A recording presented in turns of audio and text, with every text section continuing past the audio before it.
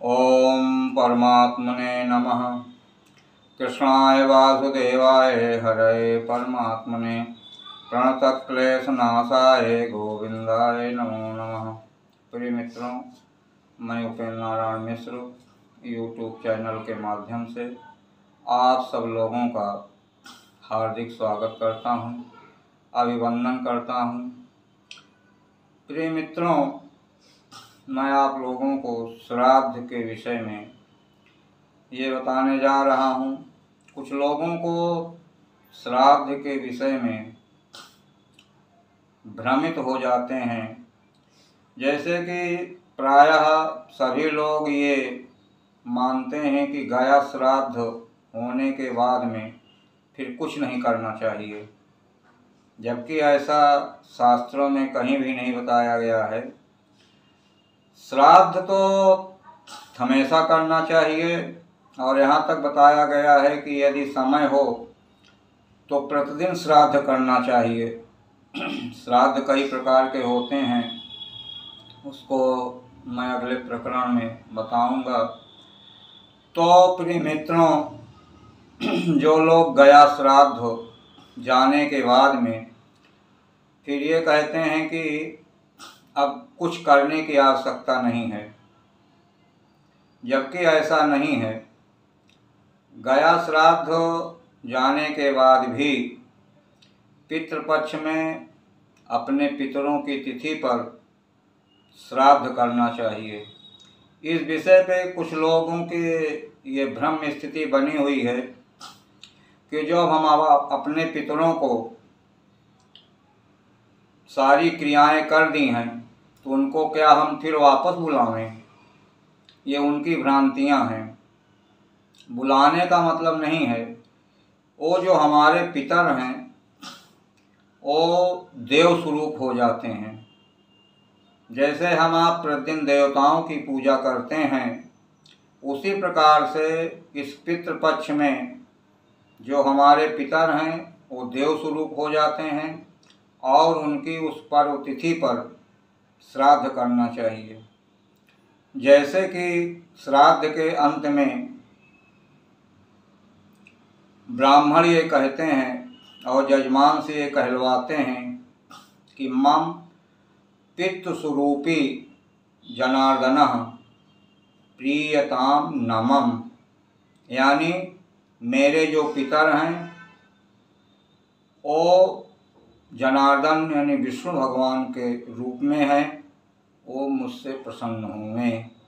तो जब हम देवताओं की पूजा करते हैं, उसी प्रकार से जो हमारे पितर हैं वो भी देव स्वरूप के समान हो जाते हैं और वो पितर चाहे कहीं भी हों, किसी भी रूप में हों, लेकिन जब उनके निमित्त इस पितृपक्ष में श्राद्ध होता है तो वह उस स्थान पर अवश्य आ जाते हैं और बहुत सूक्ष्म वायु रूप में आते हैं और वहाँ का पिंडदान इत्यादि जो भी दिया जाता है उसको ग्रहण करके फिर वापस चले जाते हैं। और इस प्रकार से जो पुत्र अपने पितरों की श्राद्ध करता है वो पितर बहुत प्रसन्न होते हैं, अनेक प्रकार के आशीर्वाद देते हैं। तो श्राद्ध अवश्य करना चाहिए। गया श्राद्ध जाने के बाद भी तर्पण और श्राद्ध ये पितृपक्ष में अवश्य करना चाहिए। जैसे कि गया श्राद्ध जाने के बाद भी जो लोग तीर्थ यात्रा में जाते हैं, ब्रह्म कपाली में भी पिंडदान देने का बहुत बड़ा महत्व बताया गया है। तो वहाँ भी लोग श्राद्ध करते हैं, श्राद्धों बताया गया है। और जैसे कोई तीर्थ यात्रा में किसी तीर्थ क्षेत्र में जाता है तो वहाँ पर भी श्राद्ध करना चाहिए। तो श्राद्ध तो एक नित्य नैमित्तिक कार्य है। अब ये है कि लोग उसका अर्थ सही समझ नहीं पाते हैं, उसका पालन नहीं करते हैं।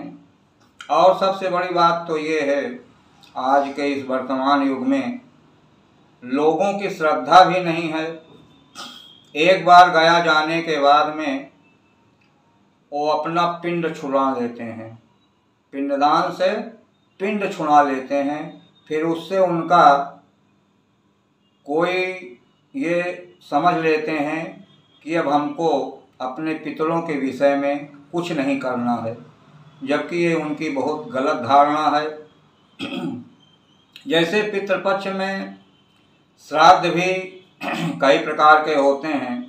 मान लीजिए पिंडदान ठीक है ना करें, लेकिन पूरे पितृपक्ष में तर्पण अवश्य करना चाहिए। जिस दिन पितरों की तिथि हो उस दिन ब्राह्मण भोजन जरूर कराना चाहिए।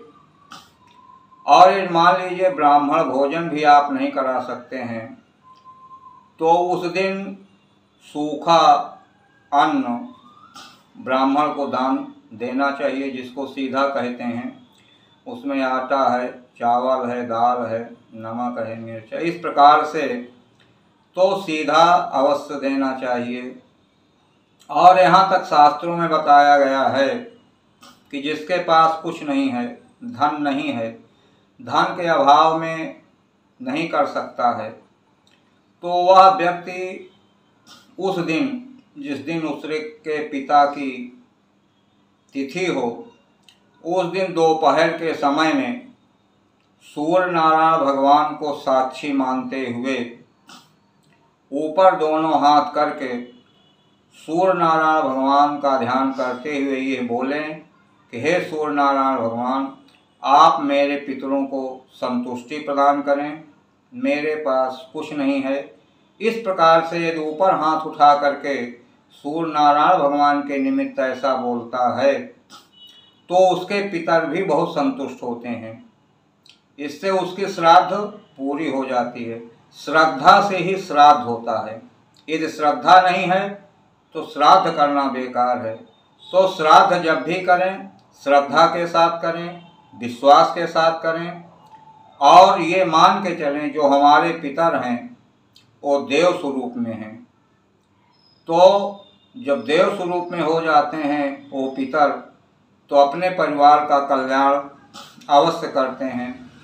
और जो पुत्र अपने पितरों के निमित्त तर्पण श्राद्ध नहीं करते हैं, उनके पितर नाराज हो जाते हैं, रुष्ट हो जाते हैं। परिवार में अनेक प्रकार की कठिनाइयाँ भी पैदा होती हैं। आजकल जो कुंडलियों में काल सर्प दोष, पितृदोष जो आ गया है, वो उसका कारण यही है।